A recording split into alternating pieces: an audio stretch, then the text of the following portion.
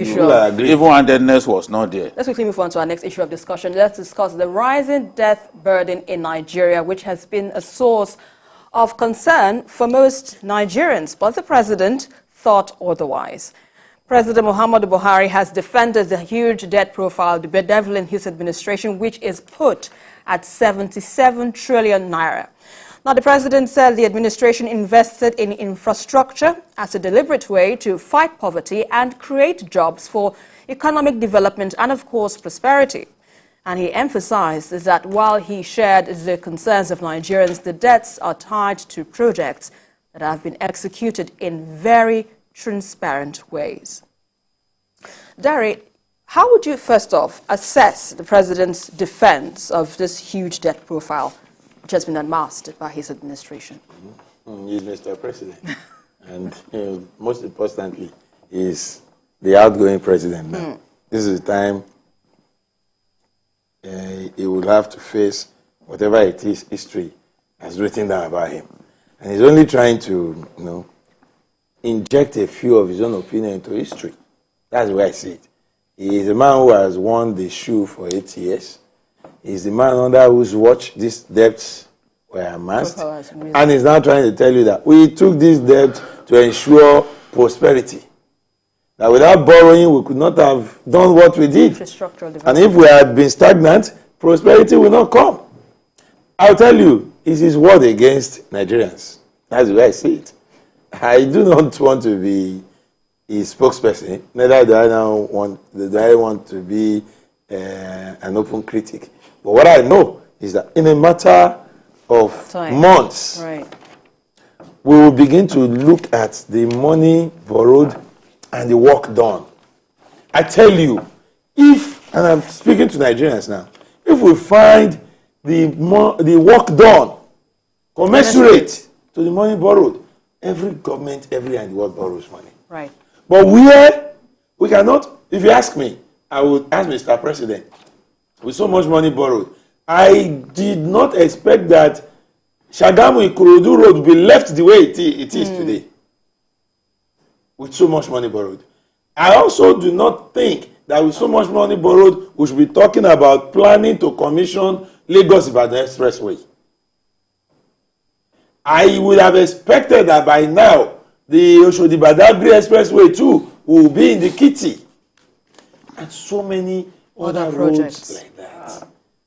Personal expressions of mine. But if people are able to say, no, Dari, don't look at it that way. If you look at the roads done, the housing built, the electricity given to Nigerians, and you look at the money borrowed, it is commensurate. Beautiful. I expect Nigerians to have less housing problems.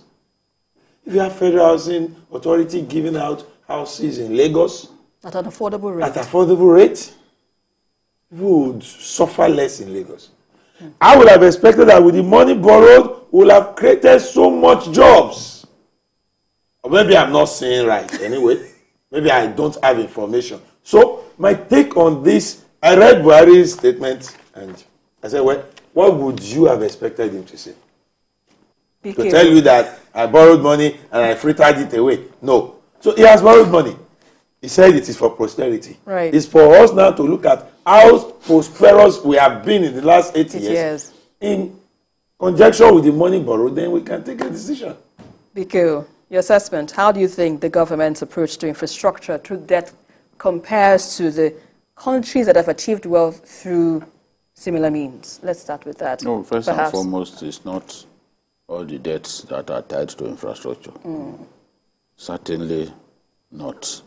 In fact, the other day the president requested for the sum of $800 million loan. And that is to continue his policy of conditional cash transfer. Conditional cash transfer. How sustainable? Is consumption. Yeah. It's not production. It is not infrastructure. So if you are asking for 800 million to give to 50 million Nigerians, I wonder how we are even going to 50 million families. I wonder how we are even going to identify those 50 million families, because it's not going to be easy. Now, if you are giving that money to them, you can't say it is tied to infrastructure. Not all of the monies are tied to infrastructure. You look at the loans that they took from the CBN, which is called ways and means. They call it ways and means. Is already in excess of 22 to 23 trillion naira. Again, I can tell you that a lot of that money was spent on recurrent expenditure, paying salaries and dealing with some other contingencies and all that. So I disagree that all of this is infrastructure tied to infrastructure. Certainly not. The truth is, the government has to admit that in the area of revenue generation, it didn't do well. It didn't do well at all. Countries of the world rely almost excessively on taxation. There are still so many avenues through which our resources are leaking that government has not addressed. And if you can address revenue generation, there won't be any need for you to be taking loans here and there. We have now reached a point that even creditors are afraid to give us loans. The last time we tried to take some money from China, they said no. We will reach that point because we are spending 96% of our revenue to service debt. And when we are talking about debt, we are debt servicing. We are talking about the interest, not even the principal. Money borrowed. Not the principal, it's the interest that is gulping 96% of our revenue. Look at in 2022, the Federal Inland Revenue said it collected 10 trillion as its receipts for the year, as revenue for the year, whereas our budget is 23 trillion. So you are talking about 21.83 trillion. That's our budget. We are talking about 11.34 trillion deficit that we have to deal with from the first day. We are going to borrow money to be able to even execute our budget. It is that bad. In the area of revenue generation, we are not doing well at all. That is one area the incoming administration has needs to look into. Yes, because if we address that frontally and our revenue receipts go up, the hunger for debt will come down. Will come down. For loans, will come down because you will still be able to free some money to execute key projects. Then, if we also find a solution to this subsidy, because what we pay in this budget of 2023, we already plan to spend 6 trillion on subsidy. Now, this 6 trillion, if you were to invest it in critical sectors, it will make a big difference. Right. With that kind of money, you can guarantee water supply, even if it's borehole, across all our community. Yeah. What is the total allocation for Ministry of Works, Federal Ministry of Works? About 400 billion. With all the roads in their deplorable state, you have just 400 billion or so to take care of all the roads. So we should be able to do something that frees more funds for us so that we won't be running after more loans. Because if we don't deal with that, because I've seen even the KPMG and the World Bank, they've warned that if we are not careful, this 2023, we will exceed even our revenue. Wow.